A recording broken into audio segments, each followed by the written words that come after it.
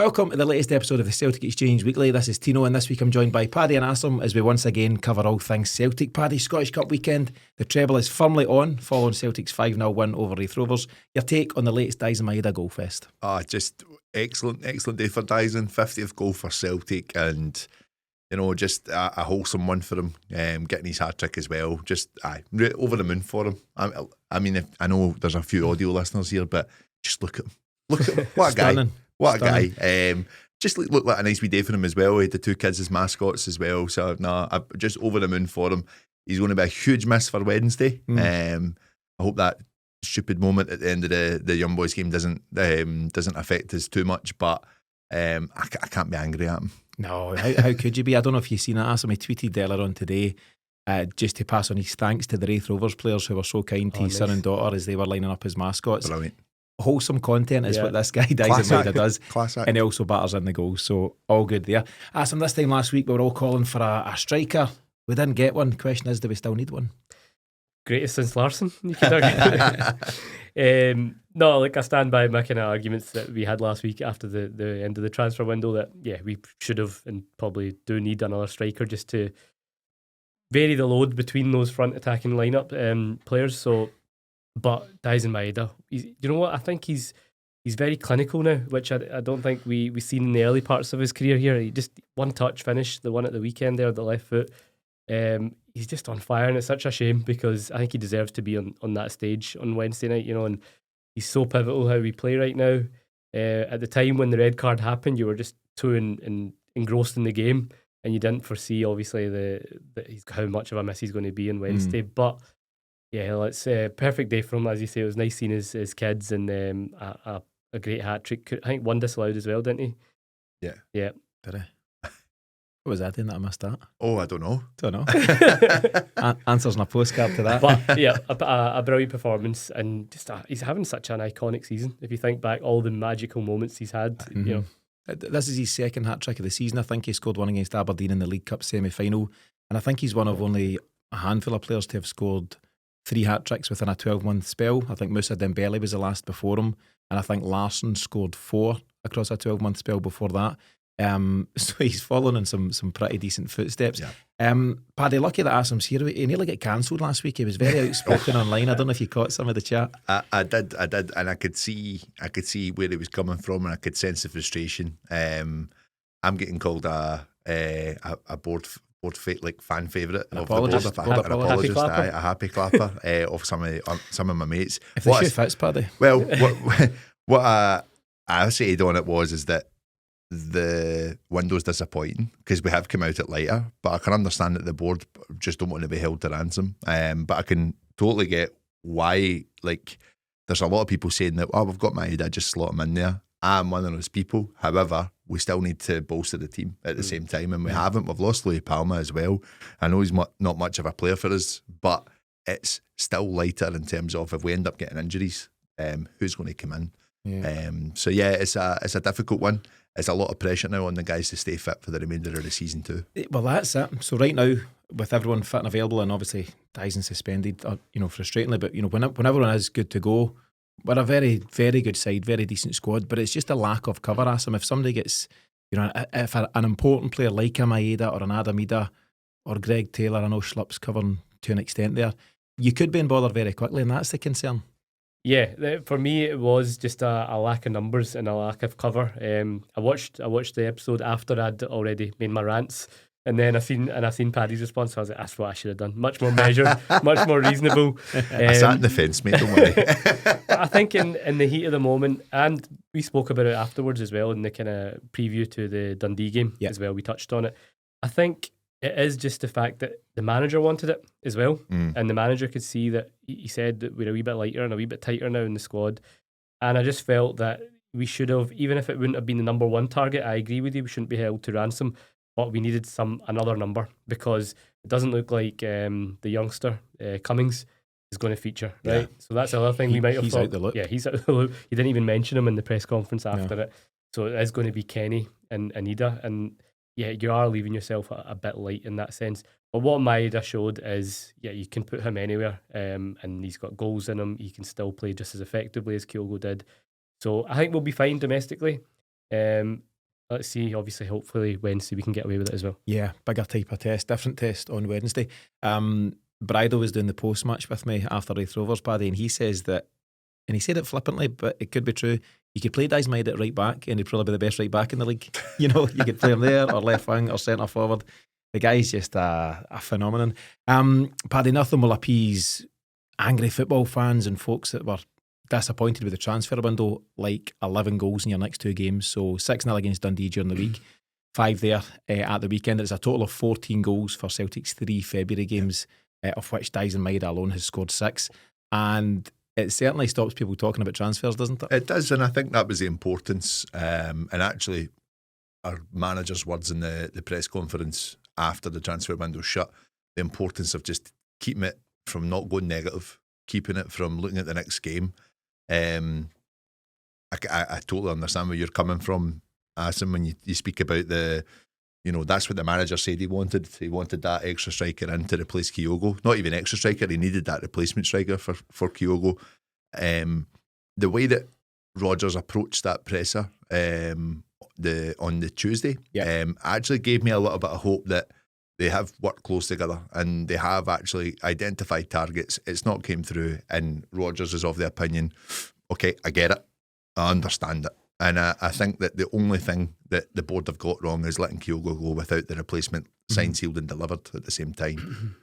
So they'll learn from that, absolutely. But we need to keep this manager happy. He's walked out on the same reason before, and he's a massive to what we do. And I know that football, we can't really get too attached anymore. I think as fans, it's all quite a love-hate with Brendan Rodgers. But at the same time, he's doing a really, really good job for us. It's mostly love, isn't it? Well, for me it is, not for the guy that sits in this seat. Maybe it is the guy that sits in this seat is making me say that. Is that bringing the hate out in you? I think it might be, aye. But no, I think that there's the element of, like, he can walk away, and he has done it before, but on the basis of how the board acted, this seems a bit different this time round. I think there's been more understanding from Rodgers, and I think that he's buying in to what the board are trying to do for him. Bear in mind, we broke a transfer window record twice, a transfer market record twice last summer. We are buying players that he wants. Jota comes in for 8. We are spending. Yeah, he's certainly been backed, and Asim, he looked perfectly calm on Tuesday. I was saying that it's going to be really interesting what Rodgers says on Tuesday. Not stoking the flames, just genuinely thinking he's going to come out here all guns blazing. And he was like, calm down, everybody. It's fine. And he was very measured. I've spoke to him. I'm no happy. And he's very aware. He's aware that people are just waiting to write the headline, and he didn't give them the headline. I thought it was a really balanced reply by the manager. We'll skip on from that. We'll look at just some of the key talking points that have come out of the weekend, the Wraith Rovers game, before we kick on to some other things. Very interesting lineup, lots of changes. Sinisalo getting his first minutes for Celtic, keeping the clean sheet. Didn't have much to do, but it'll be good for his confidence. And there was a chance that he would have gone the whole season without playing at all. So it was good to to get that, not that monkey off his back, but that's that he's made the debut now, and it's less a challenge for him next time around. Dane Murray came back in. Now Dane Murray's had an interesting couple of weeks because he was brought in a late sub against Villa, makes a fairly high profile mistakes, a lot of criticism of him by some, which I thought was poor.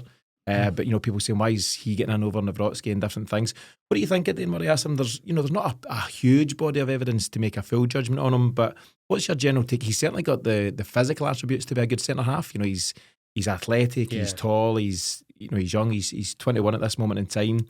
Is he now the settled fourth choice centre half behind CCV, Trusty and Scales? Yeah, the fact that we allowed Welsh to go, recalled Murray, and the fact he came on at Villa Park ahead of Nawrocki.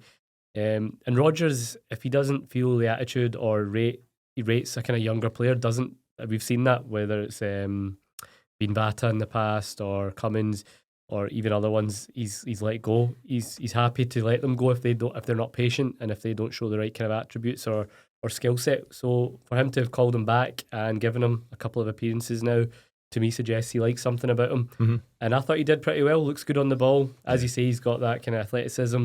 Looks quite calm on the ball, which was obviously his undoing at Villa Park. But again, pace of the game and just coming in like that can happen. But I thought it's hard to kind of judge too much Sinisalo, Murray, or even Schlupp, who kind of all came in because of the level of opposition. We just weren't tested. but all they can do is try and put in an assured performance, not really make any mistakes. And I thought, yeah, he looked good on the ball, and I think obviously we've still got a lot to play for, but as the season goes on, hopefully we can tie up the league pretty soon, and then hopefully give Murray some more game time. Yeah, you want to rest CCV and Trusty for the Champions League final, Paddy. You don't want to be rushing them in around about April, May time. Similar question, I suppose, and it's regarding Schlupp that Asim mentioned. You know, there'll be tougher tests round the corner, but early thoughts on how he done in the 2 games he's played so far? Yeah, kind of what we maybe expected. You know, he's just finding his feet playing a few games again. Don't think he's been used much this season at all. I'm not sure on the fixtures he's played.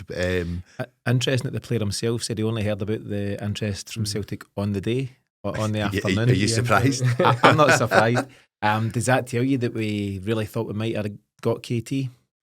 I generally believe, like, we've still not even had an announcement of KT signing a pre-contract, and for me the reason for that was they hope to get him in. Yeah. Now, there's also the element that we've still not heard anything from the transfer window closing, more because they're just letting things kind of die down a wee bit. You know, I think that'll be a nice announcement for fans when things are looking a bit positive. Yeah. But for Jeffrey Schlupp, I think he'll get up to speed. I'm not concerned about what he'll bring to the team, and I think he'll be a good stopgap for the 6 months. It's looking very likely that he's also out of contract, I believe, at the end of this season for Crystal Palace. So it could be that he loves it here and is happy to be part of that rotational setup. Yeah, I think he's maybe 31, 32, but he looks, fit, 30, strong and athletic. 32. He also seems to be pretty comfy with the inverted fullback role, so much so that he nearly ended up out at right wing at different times. I mean, there's one thing drifting in the middle. He just kept going, but maybe he was just getting a feel for Celtic Park and then exploring it. Did you see you want to do Yang Watch? Is that what you said there? No, I didn't. No, you didn't. Nor did anyone else listening, but we're doing it. It's happening. Just to be balanced on, everyone knows I'm a big fan of Yang, and I'm not convinced you are anymore. Is it just a part do you know, I'm in my own bubble with it. He's doubling down. Don't back down. Double down. But he's in this situation where all he can do, whether it's Wraith Rovers or Real Madrid, you can only play who you're up against, and he had a very decent game, one of his better games in a Celtic shirt on Saturday night there. 2 decent assists, the kind of assists you'd expect of a Celtic winger, and a really tidy finish for a goal. But I'm realistic enough to know that Yang will absolutely have to do it on a regular basis, Paddy, against better opposition. But it was encouraging to see him do what he done at the weekend. Yeah, absolutely. He was brought in, given the opportunity to go and show what he's about. But yeah, I'm pretty sure our manager will be saying the same things. Tino, I think he'll make him aware of here. The ability is there. You can play football. You can play it. You can play at Celtic, but you've got a lot more to do in order to start playing at the right level. Yeah, fair points. Stats don't lie, Asim. And somebody sent this to me. He said it took Jota 75 minutes to get a goal and 2 assists since his return. Yang done it in 11 minutes at the weekend, I guess, Ross. I was wondering where you were going with that. What do you say to that? No, what do you think? Obviously, he was under pressure anyway, Yang, generally speaking. And then when you sign Jota's here. Yeah. And for those that are listening, I'm putting my hand up high. Jota is up here. And it's no shame not to be at that level, but he does need to get close at that level to show that he's got a future at Celtic. Yeah, because you've got Jota there, Kuhn there, Maeda there. Yeah. Forrest, when he's on form, can contribute a lot. And then it just felt like a drop off in terms of output from Yang and Palmer. Where's Yang for you? Jota's just right underneath. He's several levels below, and I was really disappointed by Yang at Aston Villa. I thought he just looked very genuinely out his depth. He had a couple of moments where Celtic, pressed high and won possession back, and he just didn't have the answers. No. And maybe that'll come, with more experience. But he's been at Celtic for a time now, season and a half, long enough, and the clock is ticking. There's no doubt about by that. all accounts as well. I've read a few of their fans. We all thought he was having a really good game. Maybe it was a good night for Matty Cash. But a lot of other fans, they're not huge on him. On Matty Cash. Oh, and I thought him going off gave Celtic a real. Yeah, I would agree in that. But Yang was giving us nothing down the left against him. Right, that's enough. Right, mate.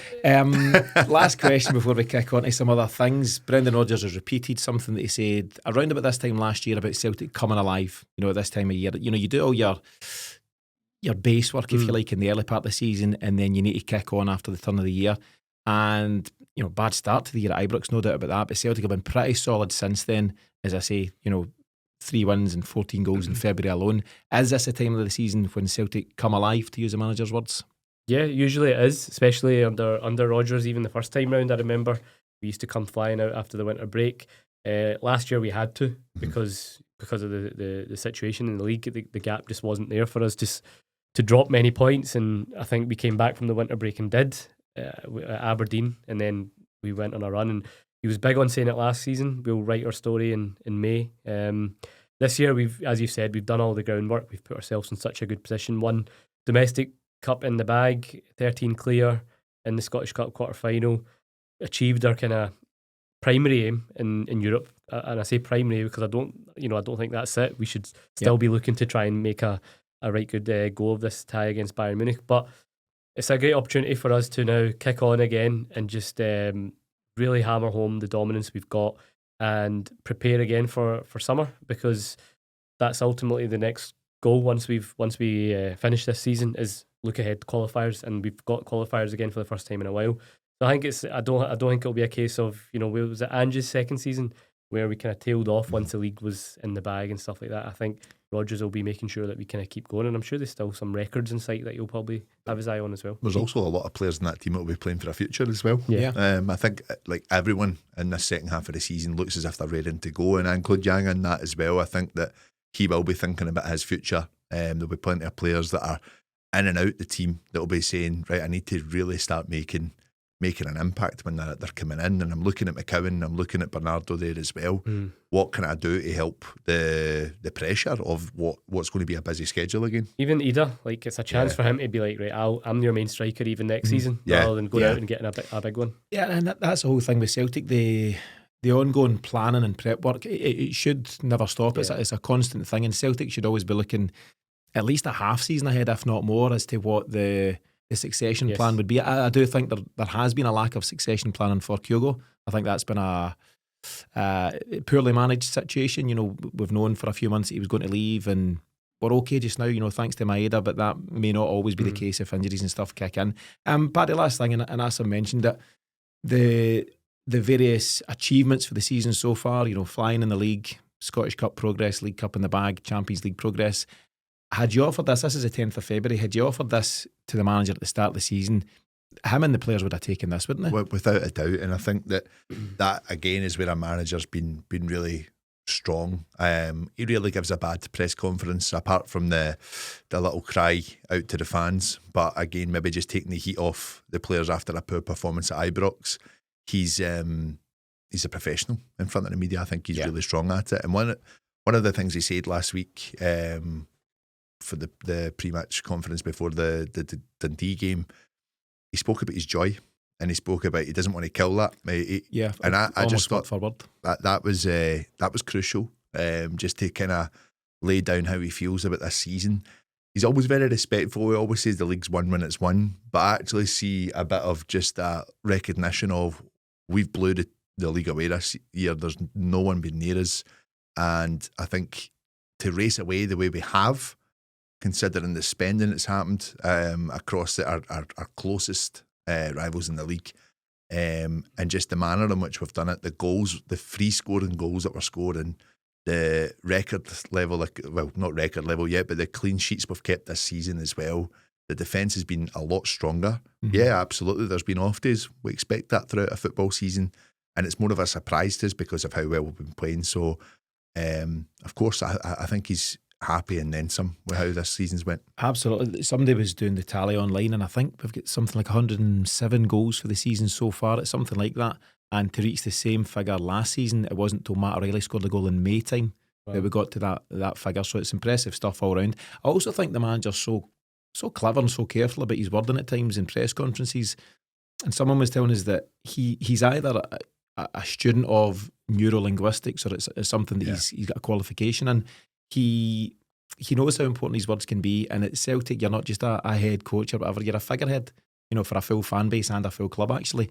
And I just think he's pretty smart when it comes to that. Ask him whether it's press conferences or getting caught at fan events or whatever. He's very smart with his wording. Yeah, it's one of his greatest kind of skill sets as a kind of figurehead of the club, as you say.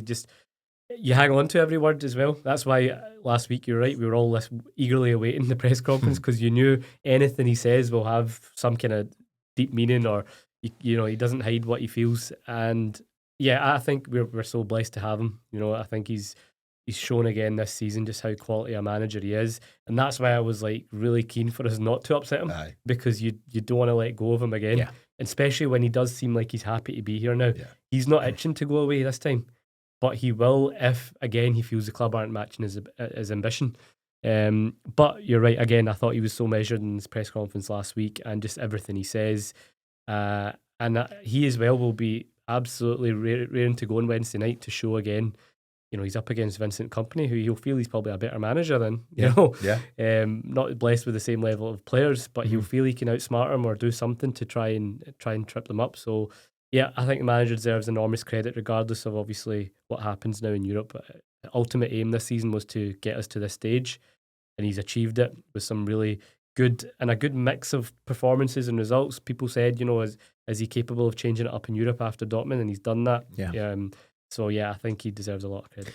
He does, and Wednesday's a huge challenge, Paddy, and a tough challenge, but this is exactly why Brendan Rodgers comes back. You come back to go toe-to-toe with Bayern Munich and see just how far you've come as a manager and how far your team have come. So great to see. Before we kick on, a big shout out to George Efthemieux, who I think Paddy and me butchered his name. You said George E. George E.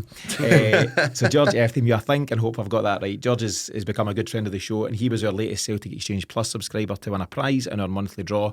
And we'll get that framed image from the League Cup final sent down to George in the coming days.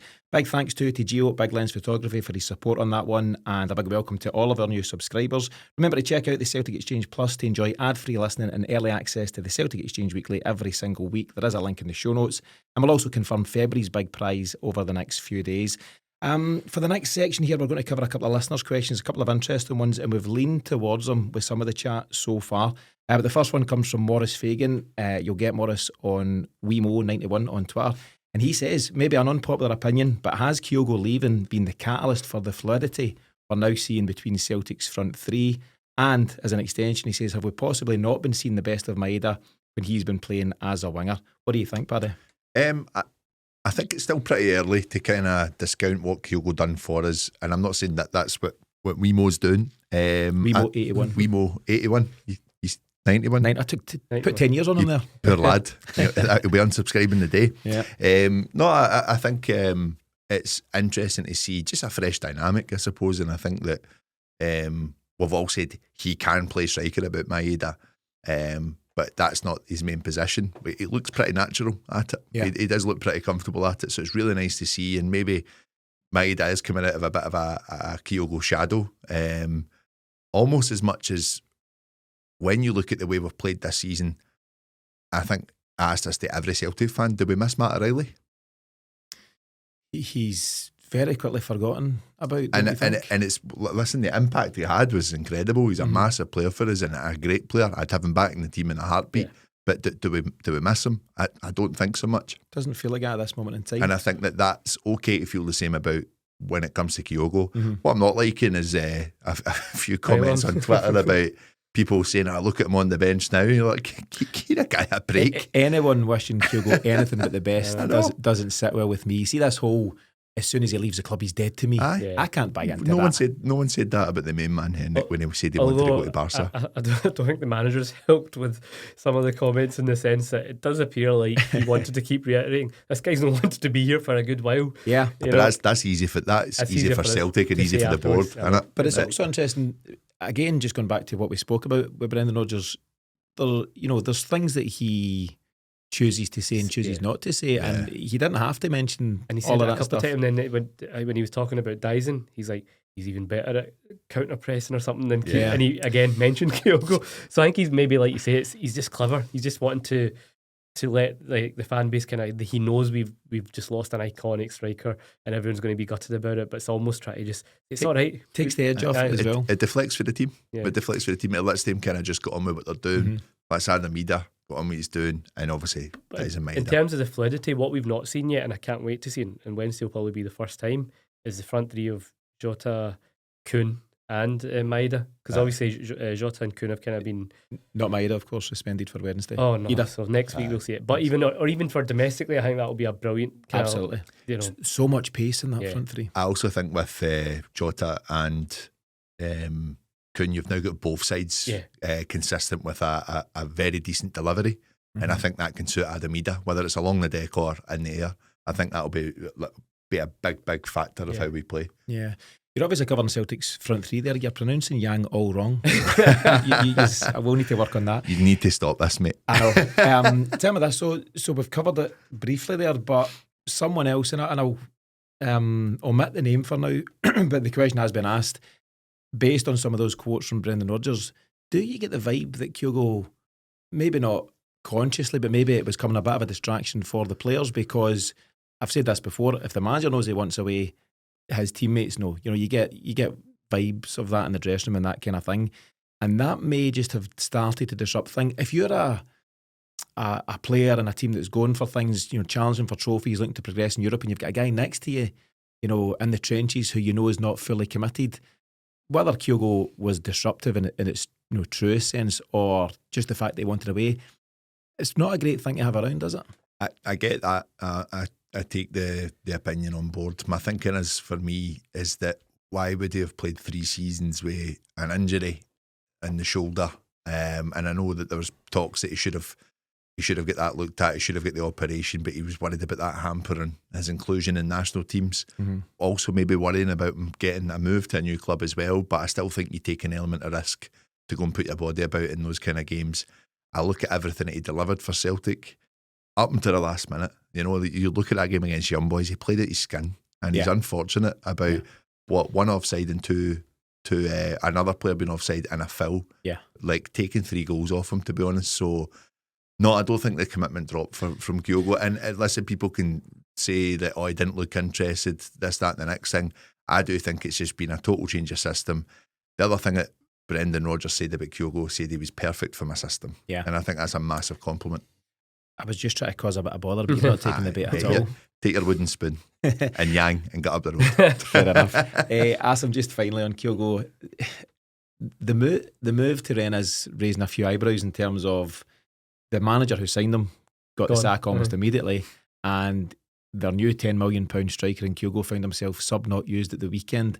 It's a wee bit puzzling from there. I mean, it shouldn't really matter, doesn't it? It doesn't matter, but it's just intriguing to see how it's playing out. Yeah, I thought it was a strange move for him. A team struggling, you know, in the relegation areas. Obviously, the manager going as well. He wouldn't have known that, but they were struggling. And then the fact is, he came off after 60 minutes, I think, in the first game, and barely was involved by all accounts, and then not even used in what was a kind of relegation battle game against St Etienne. So, not the greatest of starts for him. And we just don't know, is this primarily because, have you heard that his agent's the same as the Japanese manager's agent? No, but I did see there was an interview with his agent, and I've not read it just yet, but by all accounts he reveals some same group as Ange? CAA base, same agency. Yeah. So you do wonder if it's the agent that's kind of led this move, as in, look, let's go to Rennes, or kind of told him, look, this will help your career, whatever. Guy hates Celtic.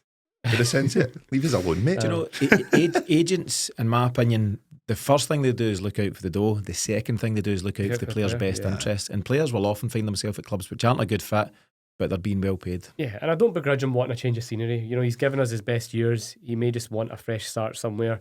So I don't begrudge any of that. From a footballing point of view, I don't know if it's the best move for him, but I wish him all the best. But just, we've got Dyson up on screen, and you think, for as good as Dyson's been, you'd never hear murmurings of moves. And then that makes me think a lot of the time it's agents that do all that, isn't it? That's where the headlines come from. I just think that's a sign of someone who's really happy. You don't hear of any kind of rumours because it's almost as if he's probably said to his agent, I'm not looking to go anywhere. But I can't think of ever a rumour for Dyson being, you know, linked with anyone. No, which makes me want to get him tied up even more, to be honest. Dyson seems extremely content with life at Celtic just now, which is great to see. We'll move on to the next question, which is from Mike Marino. Mike is at Mike Marino67 on Twitter. And I've paraphrased slightly, but he says, should we have Arne Engels sitting alongside Callum McGregor to help us build the play in midfield? And could that be particularly beneficial, Paddy, against a side like Bayern Munich? What is it, Miff calls it?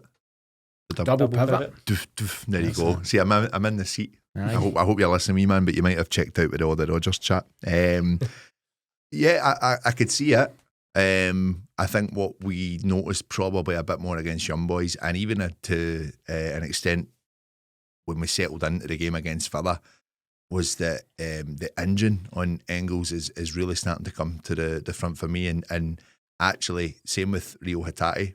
In the last 4 or 5 games, I think the protection of Callum McGregor is starting to show. And that's something that I've been crying out for ages. I think McGregor has not got the legs anymore to keep up with the speed of the game, and he does need that support to allow him to pull the strings, which he's still absolutely brilliant at doing. And I think the manager's realised that as well. I do think that the manager sees how easy McGregor can get exposed. 2-3 passes, there's 3 players around him, and a team are breaking on us. So that Engels and Hatate have got a job. Can they do it from the positions that they're in ahead of McGregor? I think they can. I think they need to work harder. Yeah, I try not to, but I end up picturing that Dortmund game, particularly early stages in the first half, when it just felt like guys were flooding onto Callum McGregor, 2, 3, 4 bright yellow shirts and just Callum McGregor there, and not a lot of support. And you know, it's maybe less of a requirement. It definitely is less of a requirement, Asim, for the domestic stuff, but away to Bayern in the Allianz Arena, it could be a shout, couldn't it? Yeah, and that Dortmund game, it was Bernardo's that started it as well, so it wasn't even real. It was Bernardo and Engels, and you thought that was the right midfield for that game, but we just got overran there as well. I think Wednesday will be a great test to see how much we've learnt, you know, that midfield, and because I thought we recovered brilliantly at Villa after, you know, a similar kind of start, but they really took control at certain points, and I'm like you, I honestly, I think Engels is going to go on and just improve and improve. You can see already how mature he now feels in a game. He takes the game by the scruff of the neck. I'm really enjoying watching him get better, and there's still a lot of development to do. Yeah, I'd put him down as my favourite player just now. You know, I talk, kidding on at times about Yang, but genuinely my favourite player is Arne Engels, because technically he's so good to watch. There was a moment, and it's, I suppose, forgettable for some folk, but a moment on Wednesday's game against Dundee where he's zipped a pass from kind of right midfield out to, whether it was Taylor or Slip, I can't quite recall, but he's just fizzed it across, and the technique and the pace on it, it's just the sign of a guy that can play ball. He's just very technically gifted, and I think he's grown in confidence. I think he's grown into the Celtic shirt. He's taken more responsibility. He's now taking far more shots from open play. Yes, he got a bit of luck with the deflection during the week, but that was another 2-goal contribution between that and the penalty. And he's starting to take more and more responsibility with each passing game. I mentioned Brendan Rodgers is back for games like Bayern Munich. Arne Engels is here for those games. These are the games for him, and having played in the Bundesliga as well, guys like him and Nicholas Kuhn absolutely want to go and prove a point, you know, in these environments. Yeah, they'll be aware of it. They'll be aware of the challenge that they're going to face, and I think that they know that eyes will be on them. I think you mentioned this in the pre-match for Dundee, that definitely the Belgian national team will be watching this game to make sure that he's still ticking over. But I think when you see the impact he's now starting to have, and I think it takes a bit of time to realise the size of Celtic. It takes a bit of time to realise the weight on your shoulders. You've got obviously that high price tag that we've spent as well. You look at his age and you look at just turned 21 it's when he mental. came. And you think about just his impact, considering he's not at full pelt yet. I just think there's so much more to come from him, and he's the kind of player that makes me think that he'll go out on Wednesday night and enjoy it. Just enjoy it and realise, hey, this is where I want to be playing. This is why I signed for Celtic, and I think he'll have a very good game on Wednesday. Yeah, I think he's quite a mature young guy. Asim, when you see him in the post-match interviews or whatever, he's pretty calm, pretty measured. Obviously not speaking in his native tongue either. You know, he's got a pretty good balance there. And also what I like, on a couple of occasions when you see the camera panning down the Champions League lineup, doesn't look nervous in any way, shape or form. He for me, he looks like he believes he belongs there. And at 21, that's pretty impressive in itself. Yeah, and I think when he first came, he was probably still just like trying to bed himself in, playing everything a bit safe. You know, he's got the likes of Callum McGregor, like this, you know, the hero of the club, the kind of legend. And he was just trying to learn off him, but now it's almost like he's taken on that mantle of being the guy that can control games. And I think it's a good shout as being his kind of natural progressor as well, potentially down the line when McGregor does start playing less. I think he can play that role, but he's just so capable across any position in the midfield. And similar to you, anytime I watch his press conferences, I was there when the day he was unveiled, very confident for such a young guy, but not in an arrogant way. But you can tell assured. He feels assured, very self-assured, very probably self-critical as well. You feel he's just I think he's got so much potential. Was it you on X, formerly known as Twitter, that was asking Derek Ray about him when he was first linked with us. Derek Ray gave a great response in terms of basically saying he's playing as a holding mid for Augsburg, but I think they want to see him do more going forward. He's definitely got it in his locker, but they've just not been able to unlock it yet, and it looks like we might be doing that. And that's the other thing as well. Remember, he's only played with Augsburg mainly, and that's in a team that does not have much of the ball on the back foot a lot of the time. It's a completely different style he's had to adjust to, and you can see that it might have just taken him a couple of months, but he's more than capable, and I'm the same as you. I really look forward to just watching him every game now. Yeah, and you can see why, having made an £11 million move to Celtic, Paddy, that initially he might be, from his early games, maybe his first dozen games or so, first and foremost, don't make mistakes, just come in, keep it tidy, maybe don't be trying too much, but now he's trying more and more, he's taking these shots, he's zipping passes around, and actually I think he's more relaxed and playing like the player that he knows he can be, and I think it's brilliant to see. And I think, to Mike's question, whether it be Wednesday coming the home leg or next Tuesday the away leg against Bayern, there is scope to put him back in there. But as Asim says, he's pretty comfy whether he's sitting more defence minded or going forward. So let's watch that space. There's a couple of more questions, but don't really have much time to spend on them. Quick fire questions. One from Div.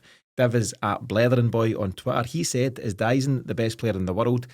The answer is yes. Yep. Yes, he is. After Yang. And question by Paul Allen. Paul is a good friend of the show. Paul Allen, 1888. He says, "Are the Rangers coming?" And no, they're not. No, so they're really not. There's your answers to those two questions. Are we talking about that at all? Yes, if you like. If you like. So another Glasgow derby taking place yesterday, and the plucky underdogs of Queen's Park pulled off, I suppose, a pretty monumental result, which paves the way, Asim, for Celtic. Celtic should always be targeting the treble. Whether you achieve it or not is a different story, because it can be so hard on any given cup game. It's Celtic's quadruple treble is incredible. The consistency they showed to pull that off, but it's got to be a target again, given the path that you've now got ahead of you. Yeah, it would have been our target regardless. I would have fancied ourselves to do it regardless, but yeah, you always, in a one-off game, we could have had a tie at Ibrox, or again, and beat them in the semi or final, and we've seen that by and large those games are often tight, and we tend to come out on the right side. But now, after yesterday, 100% the path is there, but just on the bigger point, that was their best opportunity of salvaging their domestic season. Yeah. And for them to put in a performance and a result like that after supposedly being coming again and being back, it's just hilarious to see, to be honest. It's a nonsense of a result. I say this with every respect to Queen's Park. Queen's Park aren't top of the tree in the Championship and banging the door. Similar to Wraith, kind of mid-table? They're like 7th, 6th or 7th. And in terms of resources and everything else... Well, they just lost their captain, and they've just lost Dave Murray as well. So they've got Adam Montgomery. But they've got Adam Montgomery. No, real credit to Queen's Park, and good luck to them. I think it's their first time in the quarterfinals since 1980 something or other, and it's the first time Rangers have lost a Scottish Cup tie at home to lower league opposition ever. Any version of Rangers, if you want to play that game. Did you see the headline on? I'll not name the newspaper, but Super Callum goes ballistic. Rangers. that is their version of that, though, isn't it? Yeah, 100%. It's an absolute shocker. Did you hear Derek Johnson? Not Derek Johnson, Derek Ferguson on Sports Sound as well. 27 trophies, we've won 3 of them. It's actually 42. 3 trophies out of 42. It's shambolic. Wow. So, anyway, we'll kick on, but fun and games. So yeah, an answer to Paul's question. No, they're not coming. And it doesn't look like there will be anytime soon. But fun, you lads might have seen a game, are we calling it a game, that was doing the rounds in the last few days on Twitter and the likes. And basically, it's just a wee bit of fun. I'll share the link in the show notes here, where 2 Celtic players go head to head, and you have to name the guy who scored most goals for Celtic. Very simply, and it's across different eras, different generations of Celtic players. So I've got a few here for you. Okay. Do you think you know your scorers? Feeling confident? From the 2000s onwards, aye. There's a couple before that, but let's see. First one's before that. Andy Walker versus Scott McDonald. Who scored the most? Walker. Scott McDonald. 1-0 Paddy. Andy Walker gets 67 goals, Scott McDonald 64. Number 2, Scott Sinclair versus Frank McAvenny. Macca. Yeah, Macca. Scott Sinclair. Oft. Scott Sinclair, obviously predominantly a winger for Celtic. Yeah, he scored some amount, didn't he? 62 goals. And Frank McAvenny, legendary Celtic striker, iconic Celtic striker across 2 spells at the club. I'm saying he only got 50 goals. 50 goals is pretty respectable, but yeah, I had that figure as higher in my head. So 50 goals for Frank McAvenny. Next one, Lubo Moravcik versus Andy Tom. Lubo. Yes, Lubo. It is Lubo. So he's on 35 goals. Tom is on 27. What does that keep the score? Kind of 1-0-ish to you, Paddy? Or 2-1? 2-1. Next one, we'll do two more. Lee Naylor versus Mark Wilson. Mark Wilson. Lee Naylor. It's a trick question. They both get 3. Oh, I thought that because okay. they literally could count them in your hand. Mark Wilson scored against Rangers. Took Papach out at the same time. Great goal. Not many. Naylor's deflected shot against Hibs away. I remember that one. Better memory than me. So still 2-1, Paddy. Last one, Didier Agat versus Dedrick Boyata. It'd be Didier. I would say Didier. Wrong. Didier Agat. 11 goals for Agat. He scored. And 14 for Dedrick Boyata. He was a great player in that team. Yeah, big part of it. Played right wing back a lot of it, didn't he? Yeah, probably more assists and goals. So finishes 2-1 to Paddy. I'll take that. Take that. Sorry, mate. couple of bonus ones just for fun. The last one I find interesting. Simon Donnelly versus Leah Labada. I'll go on then quickly. What would you say? Labada. And you're going to trick one eye Abada. It's not my trick. This is a quiz. Simon Donnelly 42, Leah Labada 29. Oof. And the last one, Not a bad return for Abada. Jackie Jakunovski, my first Celtic hero. Kinda. Paul McStay's really the first, but Jackie was the guy I loved. I was 9 or something when he came in.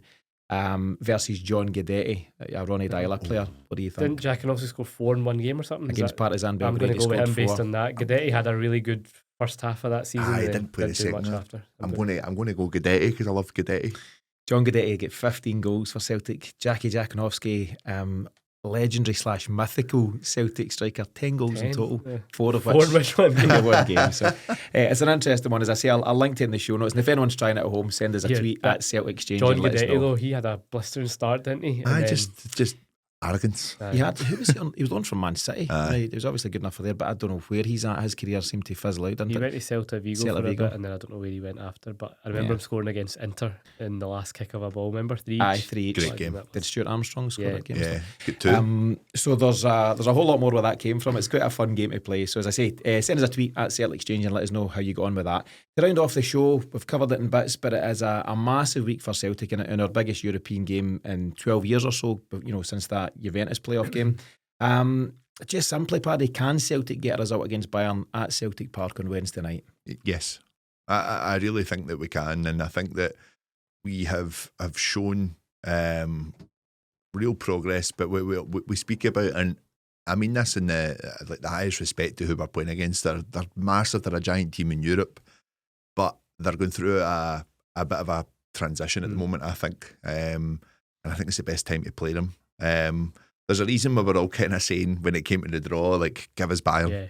Yeah. It sounds crazy. It does sound crazy that, as I say, they've won so many titles in this competition, and I think that we do need to be realistic and into it. But one of the things that our manager has created is turning Celtic Park into a place that is not all about the atmosphere and singing walk on. It's actually becoming a bit of a place where teams are now looking and thinking, we're up against it here. We've not got the niceties. We're not piping teams in the way we did with Barcelona. All of that's out the window. This is actually, we want to make this a place that's really difficult to go to again. Yeah. And I think that that's what Brendan Rodgers wants. Yeah, and it's probably been best part of 20 years since Martin O'Neill made it. The terms cauldron, fortress, all these things. And I think Paddy's point's correct. You had so many teams that would come and they'd enjoy the experience. Oh, they'd come and it was great. The fans were so loud, and we won 3-0 as well. And they sail off back into mainland Europe. I think we've got to make it an intimidating place to play, and it's twofold. The fans absolutely have a huge part to play in that, but the players also need to give you something to get excited about and to get behind. And I think we're heading towards that. Are we? Is it 4 or 5 games unbeaten now? Six in the Champions League. Yep, the two last season. Bayern and Atletico Madrid. Yeah, can't argue with that. So that they're certainly taking strides to make it a more intimidating place to play. And it's not small teams. The Atletico Madrid, Feyenoord now, albeit it was a bit of a dead rubber, but they've went and beat Barca 3-0 at the second last game or the last game. I can't remember. Bayern, sorry. Yep. Barca in the brain here. And then, Leipzig is still a big team for me in terms of what we've done. Club Brugge, what we've said over the past couple of months, are a well-seasoned team in this competition at the moment. So I think that there is a little bit of a belief that whoever is going to come to Celtic Park they're going to be in for a game. It's not going to be easy. Yeah. You're not going to come and take the 3 points like we've seen with PSG, Barca, teams previous that have arrived here. I do think that we're starting to believe that we are a Champions League team again. It's taking a long time, but I generally think that it's one of the ones that we'll remember. Yeah, Asim, despite what some characters on the likes of TalkSport might tell you, Celtic have proven in recent times with those results we've spoken of, we do belong at this top table. Yes, it's hard, and yes, we're, in terms of resources, one of the lesser lights, if you want to call it that, but we're a massive club, and we've proven this season alone that we do belong on this stage. Yeah, it's 6 unbeaten at home, like for 10 years or so prior to that. As you say, so many teams would come and comfortably walk away with the points. We just want to make sure that if anyone does come and beat us, they have to earn it, make it a tough game. And I do believe that this group of players think that they can belong at this level. They've showed throughout this campaign against, albeit Bayern's a step up. I do agree with that. But I think we're due a big night. I think we're due a kind of shock. I'm not saying it will happen, but I think we're more than capable. I know when the draw came out, everyone kind of was like, "Oh, we're going out anyway." And I didn't like that. I didn't ever kind of buy into that. Look, even if we win on Wednesday, we know that going to Munich's going to be difficult, but just give it your all on Wednesday. I think the players just need to empty everything they've got, put all your energy into it, try and come away with something that gives us a bit of hope going into Munich. And honestly, it could be one of those magical. I do think we need a fast start, because I think that's when Celtic Park just comes alive. And if you're making they've got I don't know how to say his name, Upamecano, and Kim at the back. And anytime I've seen them in Champions League over the last couple of seasons, they've got a mistake in them. They've leaked a lot of goals this season. Bayern 3 in Holland against Feyenoord, 40 Barca. They lost at Villa Park. They do 3 to Holstein Kiel not that long ago. A team just up this season as well. So defensively, they can be got at. Obviously, they're going to have a lot of the ball, but that's with the likes of Kuhn on the break, Ida and Jota. I think we can cause them a bit of damage. And can you imagine Celtic Park if we get a goal ahead? The place is going to be whipped into a frenzy by kick-off. So is it 8 o'clock kick-off? 8 o'clock. Check. It's going to be at fever pitch by that point. Being at this stage, the opponents themselves, will bring a lot to the party, and I think the place will be going wild. Yeah. And if Celtic do, the opposite can apply. If they score early, it can really dampen things. But I think the difference, what I was just going to say in that, is seeing these other kind of games, there's been a nervousness, or like against Bruges or even Young Boys, because there's an expectancy. I think even more so than obviously even Leipzig, because this is Bayern, this is one of the European greats. There's no real pressure on us, expectancy. I think the crowd will stay with the team. I think so. Other than if it comes an embarrassment, which I don't think it would. Yeah. But I just think even if Bayern go up, I think the crowd will rally again, because there's not going to be that moaning and groaning. Because I think we've done so well to get here, and I think the fans are aware of the challenge. But I think it will just be one of those nights where both players and fans will kind of synergise, and hopefully we get a memorable result. I hope so, and I can see it. Paddy, there's some good positive quotes from Callum McGregor in an article that I was reading earlier on, and one of the quotes he says, "We have to win," as in terms of the home leg. I think that's obvious. Do we have to win to have any chance of progressing? Yeah, it's such a difficult place to go over, and I think you've seen some big teams go to the Allianz and not even lay a glove on them.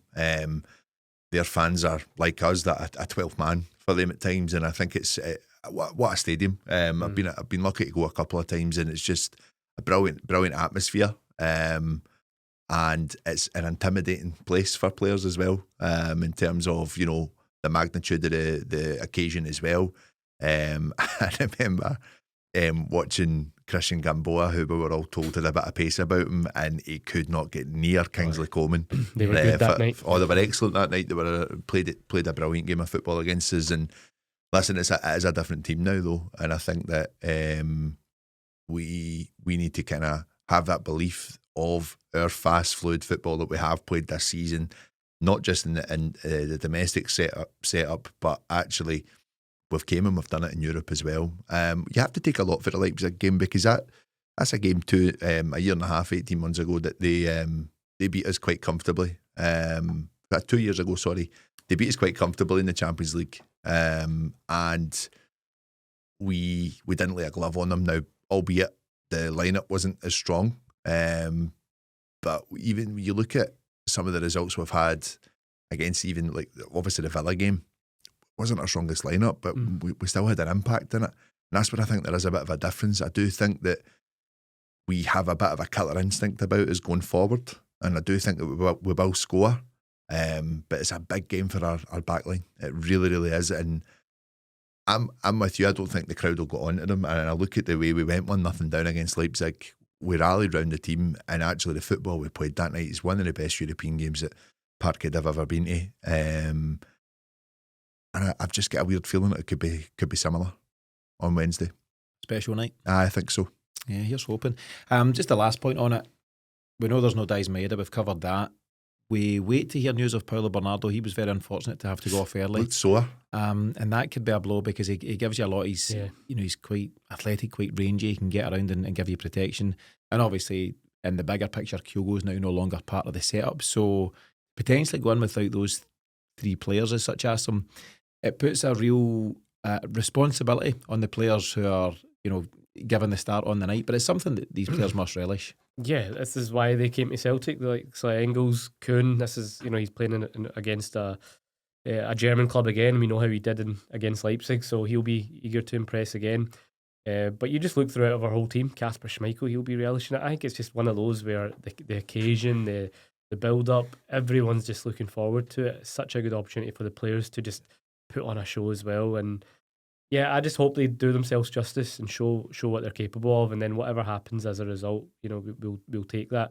I wonder what the setup will be in terms of do we concede possession, because it's not often at Celtic Park against any club, but we've not played a team of Bayern's level. But will we see that pragmatic Brendan style or use the home ground? I think we'll start fast and try and go at them, but there'll be spells where they'll have a lot of the ball as well. Yeah, and Callum McGregor said that in that same interview about, if we can give the crowd something to get excited about and something up for, that could make all the difference. I mean, it's the biggest cliche, Paddy, to say that goals change games, but as we've touched on, if Celtic open the scoring, the place could lose its mind. Yeah, it could. I think that what I've noticed in some of those games where we're maybe not getting the end ball that we're kind of looking for is that we do take the foot off the gas and just try and observe what the opposition are going to bring, retain a bit of energy. Thought we'd done that well against Leipzig as well, and we've done it actually really well against Club Brugge. We were getting ourselves a little bit frustrated that night, but I think there was a realisation of wait, because they're actually putting a lot into the game, and they were the team that started to tire near the end. Don't see that happening with Bayern. Obviously, they're a different outfit. But I do think there is an element of go and see what you can get in the first 15, 20. If it's still nothing each, maybe just take it off a little bit and just soak it up. I do think they will be a little bit more pragmatic against them. But as McGregor said, and I'm pretty sure a manager will have the same message in training, is we do need to win. Yeah. Would you take a draw? Aye. For the respect and for the progress in Europe, absolutely, but that's not what the players want. Not going to be enough. The players don't want a well done, you got to the last 32. And it's good to hear the captain, and I'm pretty sure his teammates will be a similar mindset. So let's see. It's going to be a massive night on Wednesday, and hopefully Celtic can take some sort of positive result back out to Germany. As we head towards the end of the show, I just want to give a shout out to two fellas I know really well, a guy Andy Gray and Mick McNally, two good pals of mine from years gone by who both celebrated their birthdays last week, so hope they both had a good one. As we're getting to the end of the show, your final comments ahead of a huge week for Celtic. Just the more we're talking about it there, honestly, I can't wait. I know. We've waited so long for this to be at this stage in European football, and you couldn't have picked a more difficult and illustrious opponent, but that's what it's all about. Genuinely can't wait, and we're in a good position. We're in good form, good confidence. It's just going to be one hell of a night, and here's hoping this time next week this time on Wednesday night we'll all be celebrating a momentous win. Yeah, that's the plan, that's the hope. Paddy, final word this week goes to yourself. Yeah, I agree with Asim. I've just it's made me realise the magnitude, and that's the joy of being able to talk about these games. And I think as fans, this is what we wanted. We were a bit gutted that it was either going to be Real Madrid or Bayern Munich after the efforts, but then I do agree with the manager. This is the reward of playing at this level, and if you're going to do something in this tournament, you're going to face a team of this calibre at some point. So let's see what we can do. You might as well beat them now as beat them in the final. 100%. It's got to be done. But no, huge week ahead for Celtic, and let's hope we're all speaking about a big result come Wednesday night. So that wraps things up on this latest episode of the Celtic Exchange Weekly. Thanks to Asim and Paddy, and thanks to you for tuning in. We'll be back this week with our pre and post match coverage of that huge Champions League game against Bayern on Wednesday, as well as for the league game against Dundee United at the weekend. And don't forget to check out the Celtic Exchange Plus for ad-free listening and early access to the weekly show. There's a link to all of that in the show notes. But until next time, let's see where Wednesday night takes us. Have a brilliant week. We'll see you all again very soon.